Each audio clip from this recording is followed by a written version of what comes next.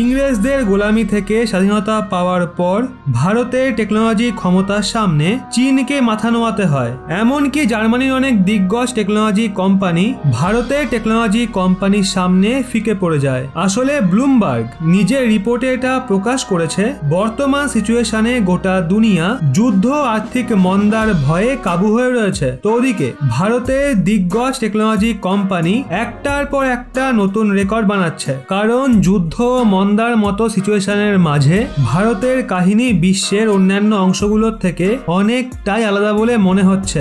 আসলে ব্লুমবার্গে তাদের রিপোর্ট অনুযায়ী ভারতে রেকর্ড ব্রেকিং মার্জার অ্যাকুইজিশনের ডিল ফাইনাল হয়। রিপোর্ট অনুযায়ী গত 3 মাসে গোটা দুনিয়াতে $827 বিলিয়ন একত্রীকরণ এবং অধিগ্রহণের মতো চুক্তি হয়, যার মধ্যে $82 বিলিয়ন চুক্তি একা ভারতীয় কোম্পানিগুলো ফাইনাল করে। অর্থাৎ বিশ্বজুড়ে ছড়িয়ে থাকা কোম্পানিগুলোকে কেনার মামলায় ভারতের কোম্পানি সবার আগে থাকে। ওদিকে চমকে দেওয়ার মতো বিষয় হলো, ভারতের আইটি টেকনোলজি কোম্পানিগুলো বিশ্বের অনেক দিগ্গজ দেশকে পেছনে ফেলে অধিগ্রহণের মামলায় জার্মানি ও চীনের বিখ্যাত কোম্পানিগুলোকে কড়া টক্কর দিচ্ছে। যেমনটা একত্রীকরণ এবং অধিগ্রহণের মামলায় জার্মানি ও চীনের কোম্পানিগুলো দুনিয়া জুড়ে নিজেদের আধিপত্য কায়েম করে রেখেছিল, কিন্তু এখন দুনিয়া জুড়ে অধিগ্রহণের মামলায় ভারতীয় কোম্পানিগুলোর দাপট বাড়ছে।